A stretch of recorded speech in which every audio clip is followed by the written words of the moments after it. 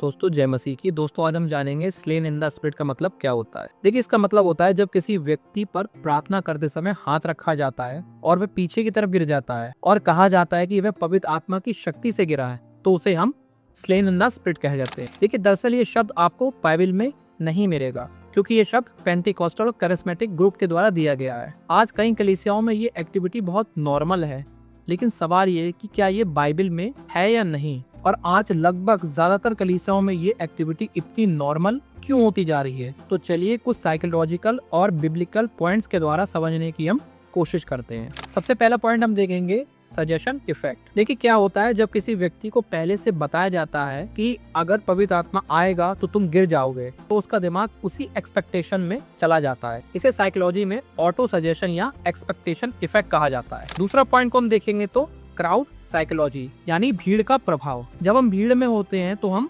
Individual नहीं रहते हैं, हम भीड़ जैसा बिहेव करने लगते हैं। इसे साइकोलॉजी में सोशल कंफर्मिटी या हार्ड बिहेवियर कहा जाता है।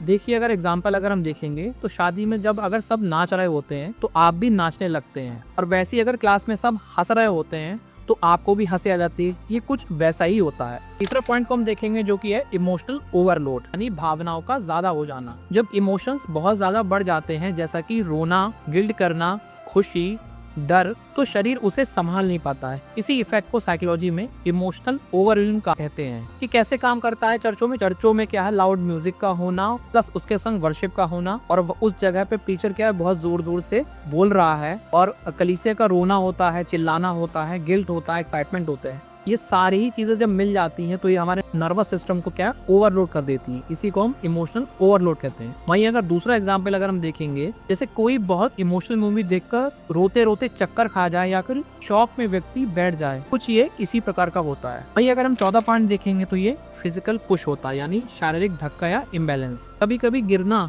पूरी तरीके से फिजिकली रीजन से हो सकता है। कैसे काम करता है, देखिए पास्टर क्या है, हाथ रखता है, हल्का सा पुश देता है और पीछे कैचर खड़े होते हैं। वहीं व्यक्ति खुद बैलेंस नहीं रख पाता है और वह गिर जाता है। असल में कई बार चीजें एक साथ काम करती हैं, जैसे कि पहले से बिलीव करना, भीड़ का प्रेशर, इमोशनल माहौल और हल्का धक्का। इसका परिणाम क्या होता है, व्यक्ति गिर जाता है और उसे लगता है कि पूरी तरीके से सुपरनैचुरल है, जबकि ये बिब्लिकल आधारित नहीं है। यानी हम देखते हैं कि बाइबल क्या कहती है इस विषय में। देखिए बाइबल में कभी भी व्यक्ति पवित्र आत्मा पाकर पीछे की ओर नहीं गिरा है। देखिए बाइबल कहती है परमेश्वर का आत्मा शांति और व्यवस्था लाता है, आज के चर्चों की तरह अव्यवस्था नहीं। पहला कुरिन्थियों 14:33 कहता है परमेश्वर अशांति का नहीं शांति का परमेश्वर है। वहीं हम गलातियों किताब में अगर देखेंगे उसका 5वां भाग उस 22 से 23 आयत में लिख रखा है, आत्मा का फल संयम है, जिसको कि इंग्लिश में हम सेल्फ कंट्रोल कहते हैं। Thank you.